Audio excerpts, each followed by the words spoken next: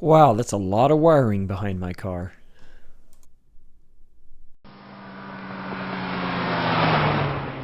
Last time, we got a good way through installing the Atoto head unit into my 2013 Lamborghini Gallardo LP 560-4.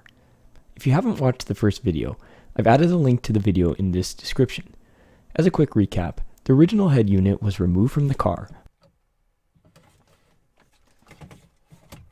along with the Cirrus module.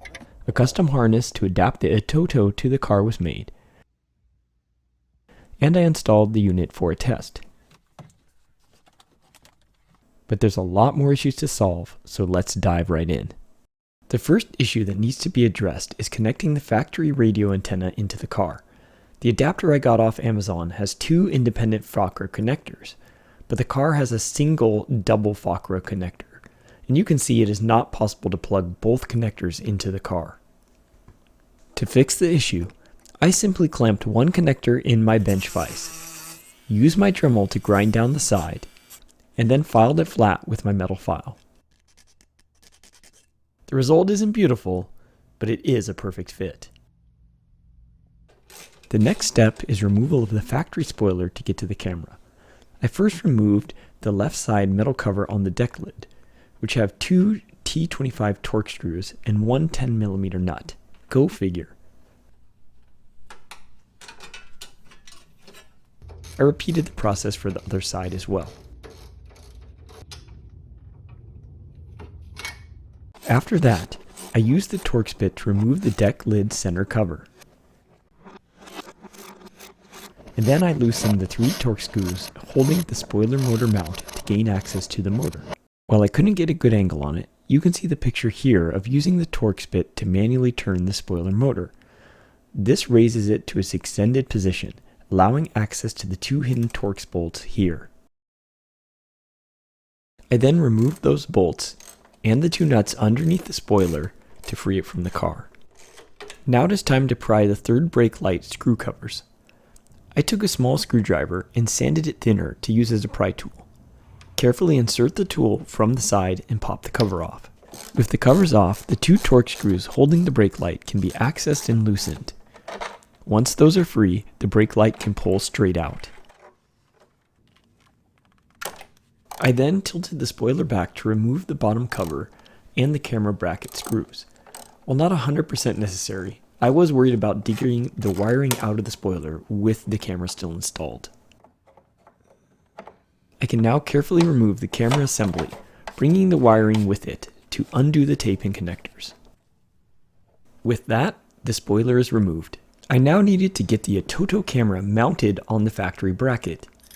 After separating the bracket from the factory camera, I noticed the Atoto unit is shorter than the factory unit, and thus a spacer would work well here.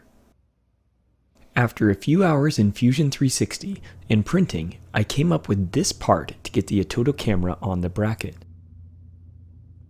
The bracket needs to be tapped for the M3 factory screw. I use my tap handle slowly on the slightly undersized hole for a good thread. After this, it can be attached to the factory camera bracket using the Atoto's small screws. Now I can route the wires through the bracket and thread the M3 screw into the threaded hole I made earlier. Even though I could only fit one screw, the tabs I designed ensure it is a secure fit. Since my car has a factory-equipped backup cam, I wanted to reuse those wires to avoid running new wires all the way through the engine bay for the camera. To check the factory wiring, I first removed the back shelf carpeting by popping it out by hand and lifting it out of the car. This immediately exposed a lot of electronic modules, relays, and fuses, but the camera module was still hidden here, under the center console. After popping off the cup holder insert and removing the four 10mm bolts that secure the console, I found the camera module, the gray box connected to number 5 and R in this picture. Per some folks on the Lamborghini Talk forum, the R wire should be going back to the camera. So I went wire by wire for the R connector, plugging a temporary lead into the pin, attaching my hook clip wire, and running that all the way out the car to the spoiler wire. With the multimeter on resistance setting, seeing a value means I've found the corresponding wire. The final wiring was determined to be the following. White and yellow outer wire is the video signal. Two middle blackish wires are ground for the camera and the camera housing. They're both the same. And the red-black is for 12-volt power. Since Atoto recommended supplementing the camera ground with a chassis connection, I added a loop connector to my camera harness. I screwed this in with the existing bolt in the shelf area near the camera module where other modules were grounded. The rest of my camera wiring harness was run up the center console and wire loom where the connectors could be plugged into the Atoto and the harness I created last video. At the other end of the car, the factory plug is a Fakra connector and another standard 0.1 inch header. I spliced in a Fakra connector I bought since I could not find Fakra builder connectors, cutting off the Atoto existing plugs and wiring on these two connectors. I then loosely put the camera assembly back into the spoiler, removed the protective sheet, installed the factory camera trim, and fully tightened the bracket. The camera just looks like factory.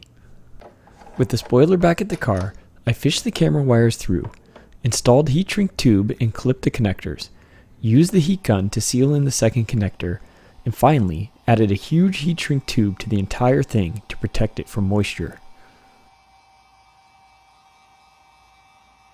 Huge success! The camera quality dominates compared to the factory system. One last thing about the camera wiring.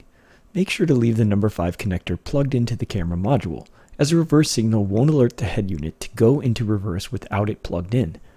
Don't ask me how many days I wasted debugging that issue. The generic brackets that come with the Atoto did not fit the car. I did temporarily cut them down with the Dremel, which makes for one awesome video in slow motion. But there's still no way to secure it to the car without drilling holes in my car, which I refuse to do. So I solved this issue in the super geeky cruising geek way, by 3D modeling the inside of the car and designing a bracket that screws into the Atoto and will clip into place without drilling. After applying some self-adhesive felt furniture pads to the bottom of the Atoto to prevent metal-on-metal scraping, you can see the unit now snaps right into place.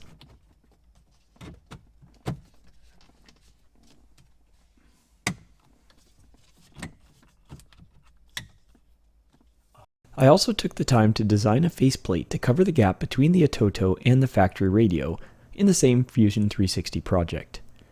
I printed it in gray PETG for a test fit, and after gluing the magnets in, the result is a snap-in fit.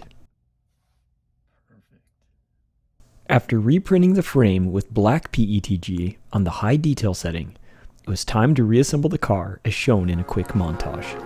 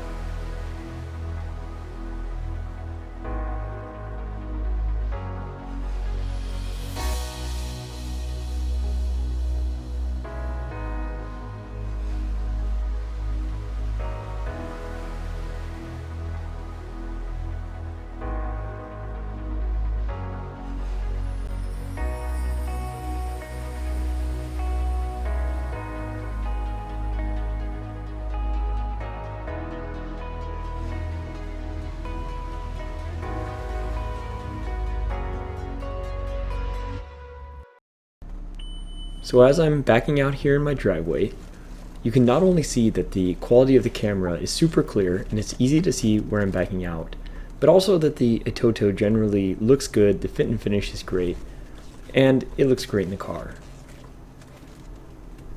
And here I'm going to push the reverse button that's in the factory, and this will trigger the reverse camera when you're driving, which is also a really neat feature.